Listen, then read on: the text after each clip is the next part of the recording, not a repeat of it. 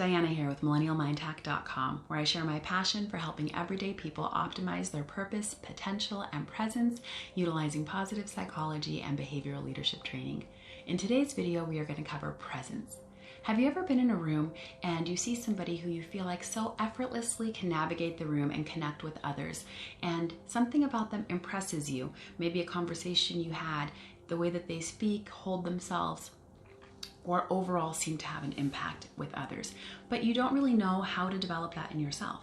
Well, in today's video, I'm going to go over 3 components and some tips around them to help you start using tools today that can help you increase your presence, okay? So let's get right into it. Number 1 is going to be curiosity. Be genuinely curious. An example here is if you're an aunt or an uncle and you have a niece or a nephew who you don't see every day, but maybe you see them once a year or a couple of times a year. And when you finally get to see them, you are so excited to ask them questions about, did you make the high school football team? Are you on the dance team now? Since the last time I saw you, what's developed? Do I want to go see your room and your toys again for the second time tonight? Yes, I do.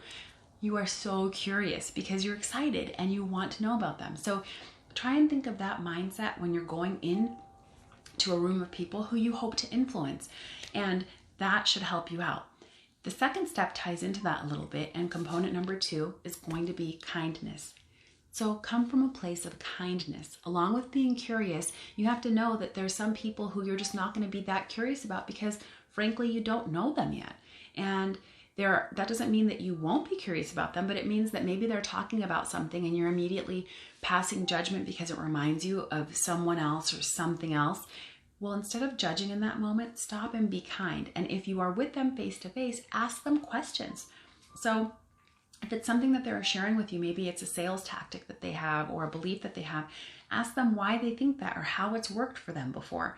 Just be kind. And that should help you gain curiosity and interact better with others, that kindness.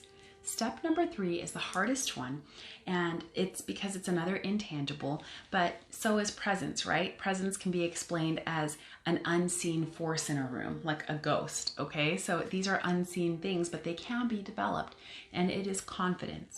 So if you're trying to go into a room and be present-minded and be interacting with others and, make sure you're asking the right questions, that you're being curious in the moment by eliminating distractions, how can you do these things if you are not confident walking in to begin with?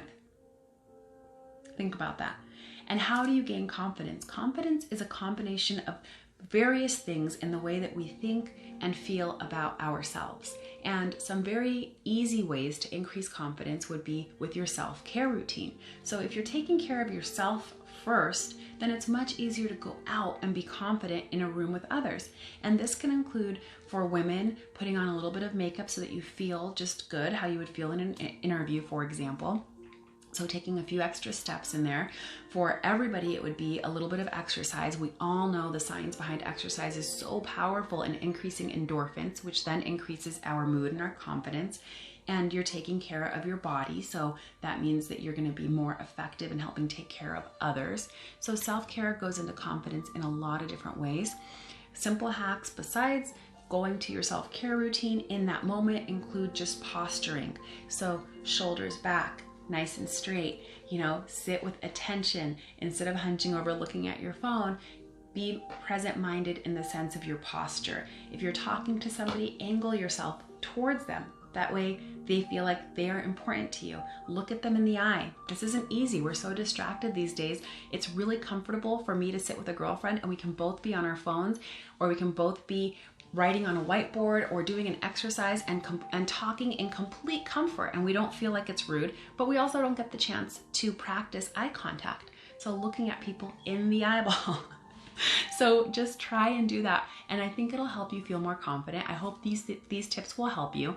If you have comments, please let me know what they are in terms of what you'd like to see for future videos. Again, it's Diana with MillennialMindHack.com, where I do leadership development training as well as one-to-one NLP coaching. Thank you so much for watching this video, and I wish you an amazing day.